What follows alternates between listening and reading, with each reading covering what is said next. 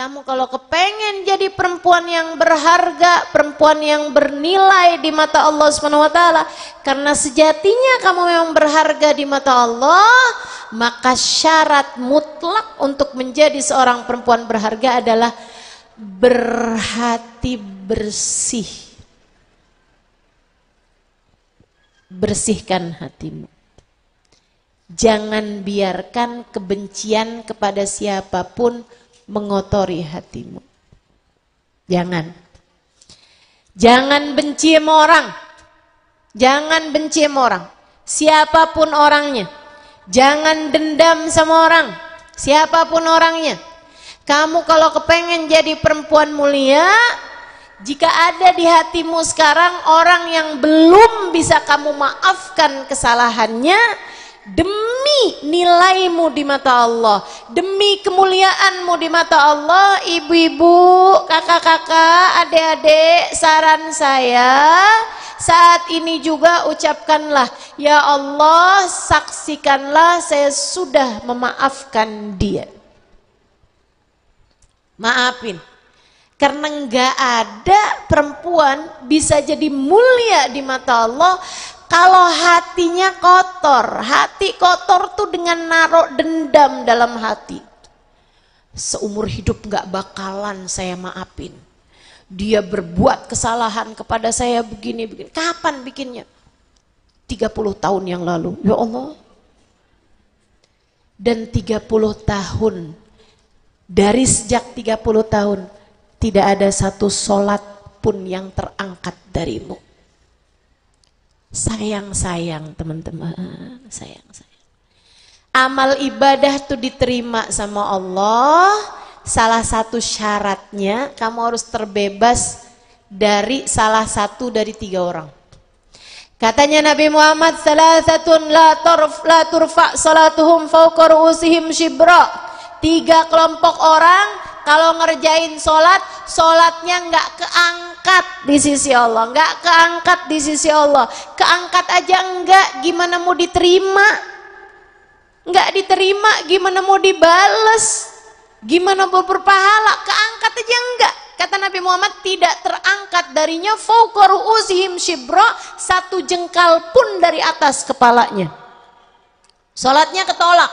Siapa itu? Imam, pemimpin yang dibenci sama kaumnya.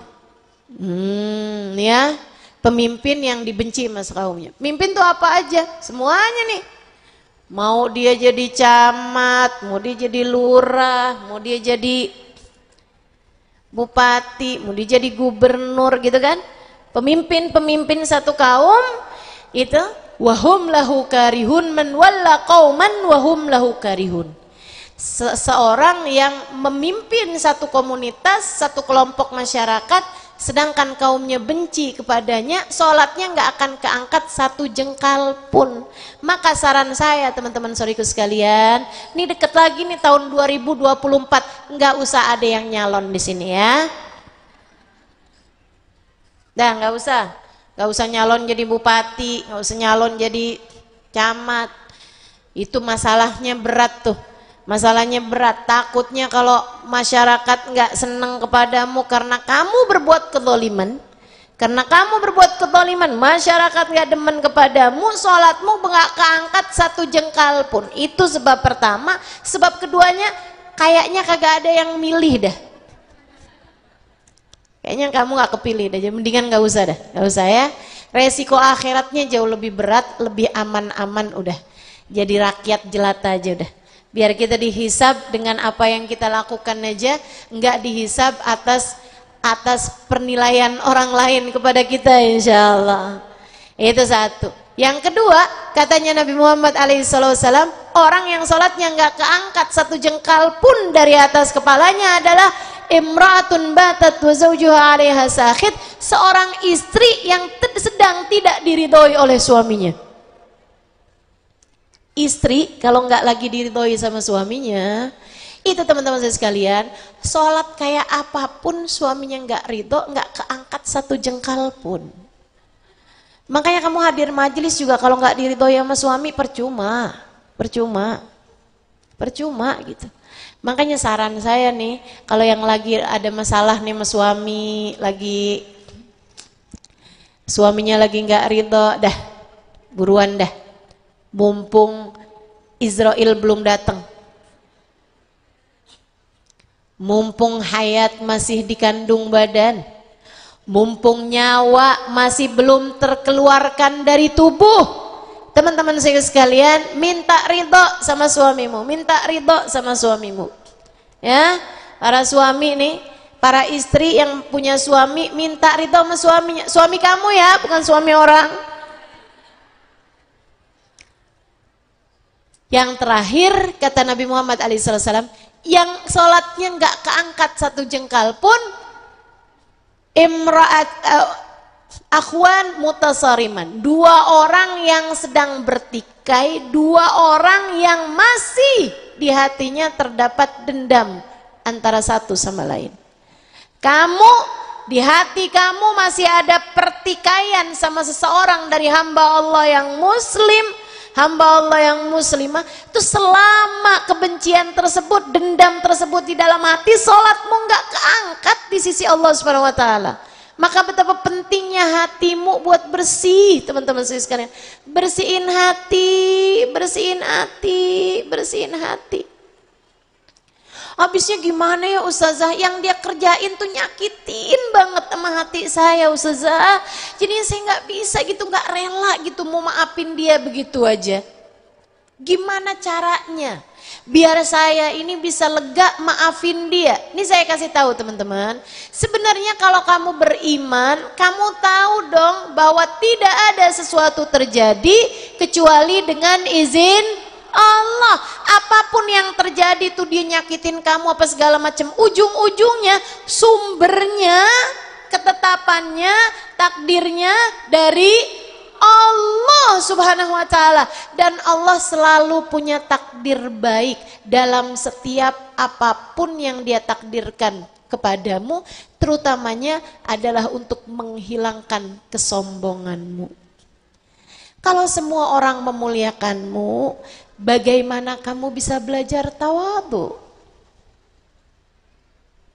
Kalau semua orang baik terus sama kamu, bagaimana kamu bisa belajar sabar?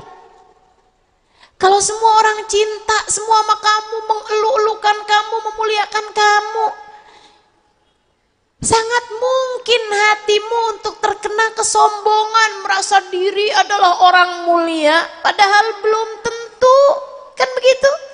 Allah kepengen kamu menjadi seseorang yang mulia, sehingga Allah SWT dengan cara itu, ada yang nyakitin kamu, ada yang menyinggung perasaanmu, ada yang menghina kamu, untuk menjadikan kamu bisa memaafkan mereka semuanya, dan kamu pun bisa menjadi orang yang hidupnya lebih mulia.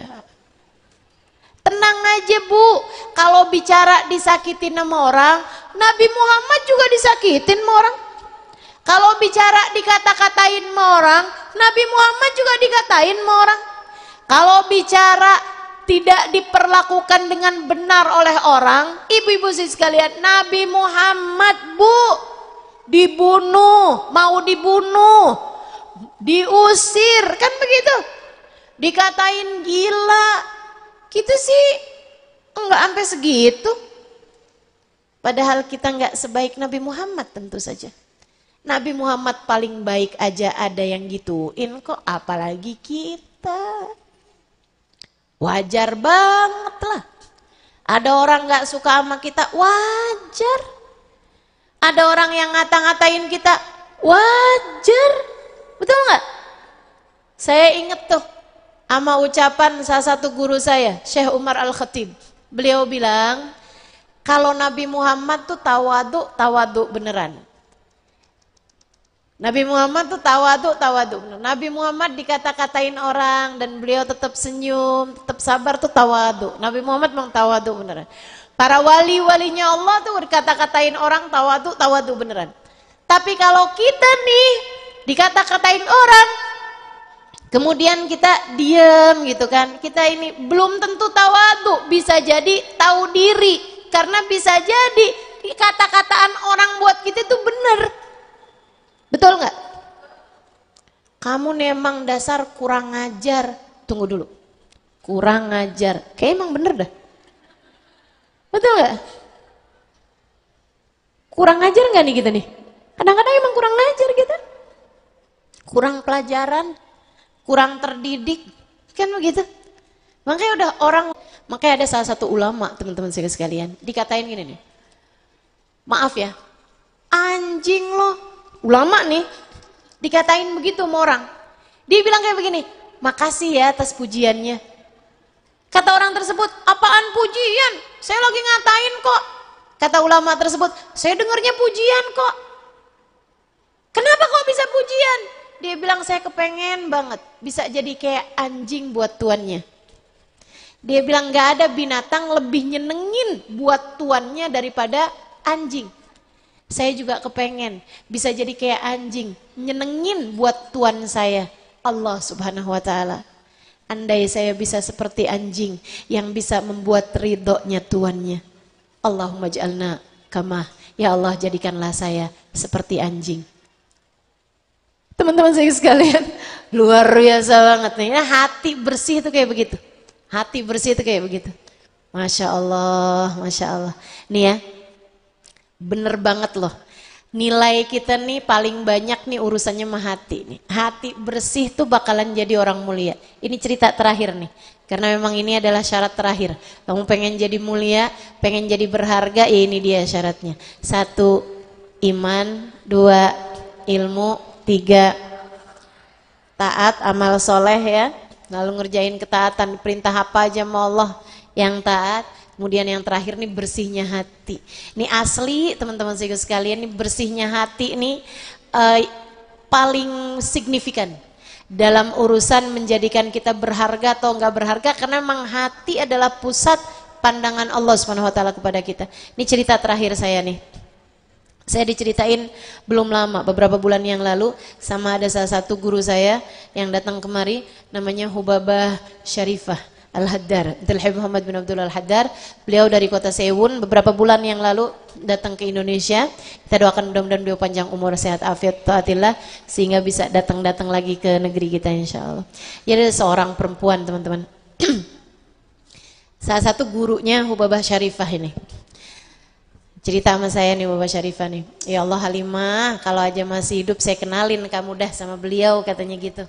Masya Allah banget, ini adalah perempuan, salah satu dari perempuan paling Masya Allah yang pernah saya kenali. Perempuan ini teman-teman, nikah nih, berapa tahun yang silam gitu ya, kayak 50-60 tahun yang silam. Beliau nikah, terus abis nikah berapa lama, itu nggak punya anak. Akhirnya datang ke dokter, sempat nanya gitu ke dokter, ternyata beliau memang sangat bermasalah sehingga para dokter tuh memutuskan bahwa dia itu mandul. Si istrinya nih mandul, gitu ya. Udah, tapi ya mau gimana lagi gitu, udah aja. Suaminya sayang sama dia. Kenapa bisa suaminya sayang? Ini tadi nih teman-teman sekalian, perempuan ini hatinya bersih banget. Nggak pernah ada apa-apaan gitu, kebencian sama orang apa segala macam nggak ada. Terus satu waktu, jadi gini, si suami ini nih punya nenek, ya, punya nenek, dia ibunya udah meninggal tapi neneknya masih ada gitu. Neneknya ini diasuh pertamanya sama salah satu dari bibinya, salah satu dari bibinya. Terus bibinya udah meninggal, akhirnya si nenek ini nggak ada yang ngasuh gitu. Si suaminya nih kesian gitu kan, dia bilang sama istrinya gitu, ada nenek saya nih gitu, gak ada yang ngasuh, kesian banget, gimana kalau kita ambil aja di rumah kita. Si istrinya bilang, ya ampun seneng banget, ya udah deh bawa aja ke rumah, kan kita juga gak ada anak nih, udah kita asuh aja di rumah. Suaminya bilang, kamu beneran mau? Mau beneran, ayo deh bismillah kita rawatin yuk. Saya juga suka kesepian kan kalau kamu pergi kerja, jadi saya ada temennya. Bawa deh nenek kamu ke rumah, ntar saya rawatin. Tapi masalahnya kenapa? Nenek saya itu udah sakit-sakitan. Nggak apa-apa, bismillah, yuk. Dibawalah si nenek tersebut ke dalam rumahnya. Teman-teman sekalian, gak bisa ngapa-ngapain di atas tempat tidur. Bahkan mohon maaf, kencing di atas tempat tidur, buang hajat di atas tempat tidur. Dan si cucu ini, jadi mantu cucu ya, si perempuan ini, dia ngerawatin dengan penuh sukacita. Dia rawatin pagi tuh, habis suaminya pergi kerja gitu kan, si neneknya dimandiin sama dia gitu, dirapiin, pakein baju, dibedakin, cantikin gitu kan. Terus habis gitu tuh dimasakin, disuapin neneknya itu gitu, disenengin yang luar biasa. Sampai kata neneknya, ya ampun nak, kamu tuh baik banget sih. Ini kebaikan hati nih emang, ya Allah. Hal yang penting banget gak sih buat kita minta? Ini bukan nenek kandung loh. Nenek mertua. Dia bisa urusin sampai kayak gitu teman-teman. Dia bisa urusin sampai segitu baiknya gitu.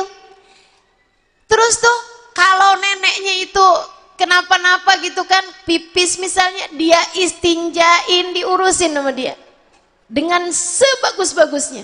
Habis itu ntar kalau misalnya gitu ya, dia keluar gitu pas malam-malam, dia masuk lagi gitu, nek, bulannya cakep banget nek, yuk nenek lihat yuk. Kata neneknya, nah kan saya nggak bisa jalan gitu. Sebentar nek, karena ya saya gendong nenek gitu. Digendong neneknya, dibawa ke depan, dia ngeliatin bulan, berduaan sama si nenek tuh. Cakep ya nek ya. So ikut sekalian saya muliakan, itu si neneknya luluh lantak hatinya, terharu luar biasa, penuh syukur mendapati seorang perempuan yang baik hatinya kayak begitu. Emang baiknya hati ini nomor satu teman-teman, nomor satu banget. Kita mesti minta sama Allah, ya Allah karuniakan kepada hati kami kebaikan hati, bersihkan hati kami ya Allah, hingga bisa menebarkan kasih sayang kepada siapapun yang kami temui. Ya Allah, sayangi hati kami ya Allah. Semua yang gak bagus di hati kami bersihin. So ikut sekalian, si nenek itu hari-harinya barengan si cucu ini, kalau udah malam, si nenek ini doa gak henti sama Allah. Dia doa bilangnya kayak gini, ya Allah, saya gak bisa bales kebaikan perempuan ini ya Allah. Engkau yang dapat melakukannya. Ya Allah, penuhkanlah rumah ini ya Allah.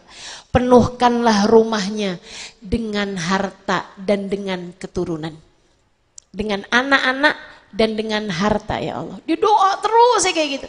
Ya Allah, penuhkanlah dirinya dengan keturunan dan dengan harta di dunia.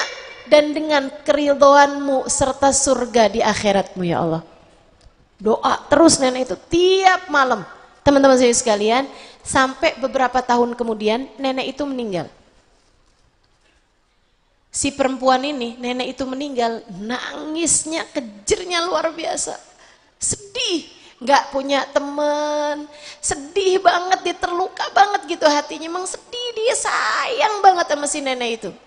Subhanallah, begitu nenek tersebut meninggal, dia hamil. Padahal itu dokter udah putusin dia mandul teman-teman. Dia hamil, abis itu anaknya yang sekarang ini masih kecil gitu, dia hamil lagi, lahir anak lagi, dia hamil lagi, lahir anak lagi, 10 anaknya.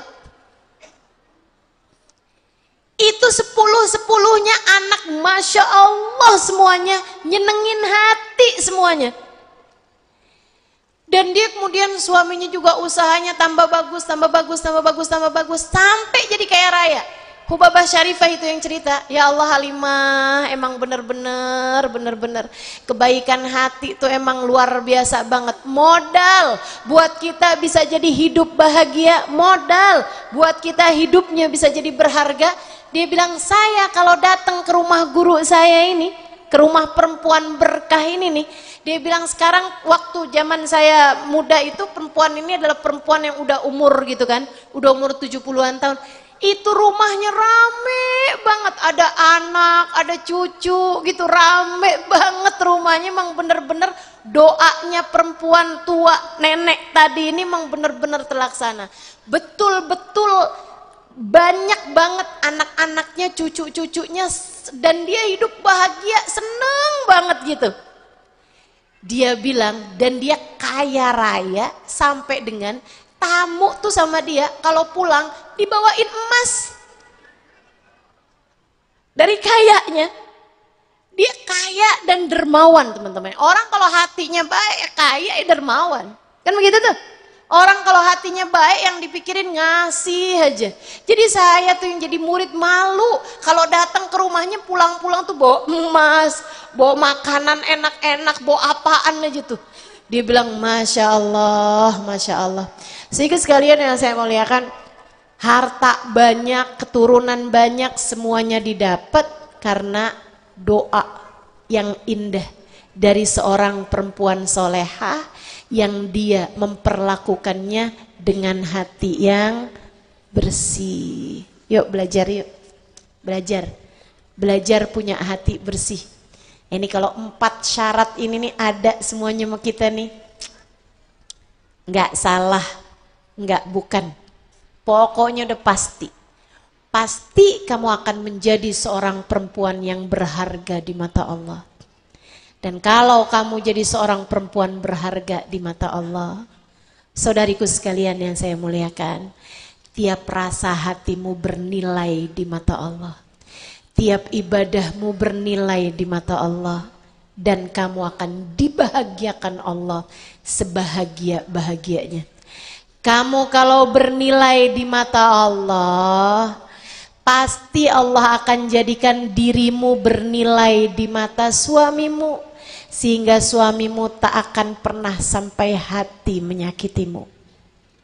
Kamu kalau bernilai di mata Allah, kamu akan dijadikan bernilai di mata anak-anakmu. Sehingga anak-anakmu akan hormat, akan sayang, akan cinta kepadamu teman-teman.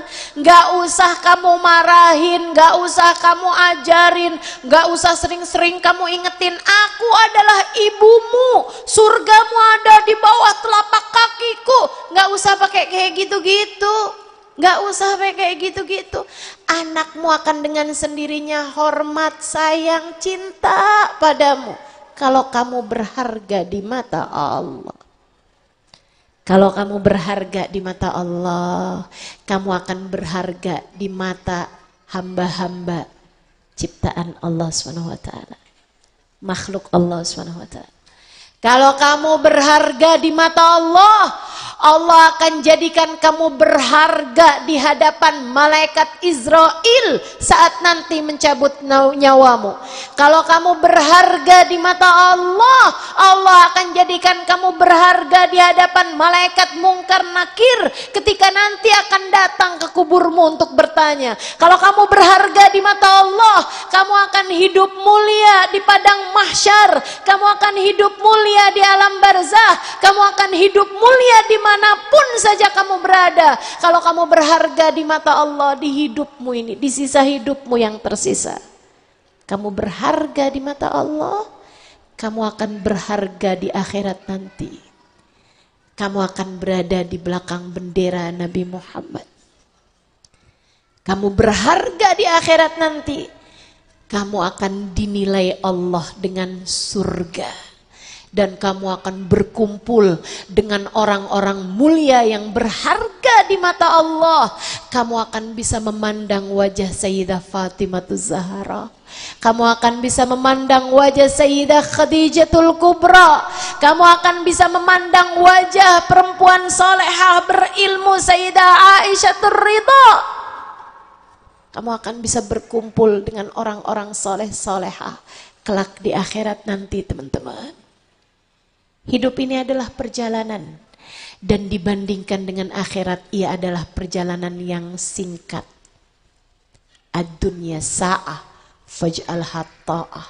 Dunia hanya sesaat, jadikanlah ia sebagai caramu untuk berbekal taat. Kita semua adalah musafir dengan surga atau neraka sebagai pemberhentian terakhir. Pastikan di sisa hidupmu kamu menjadi seorang perempuan yang berharga di mata Allah Subhanahu wa ta'ala.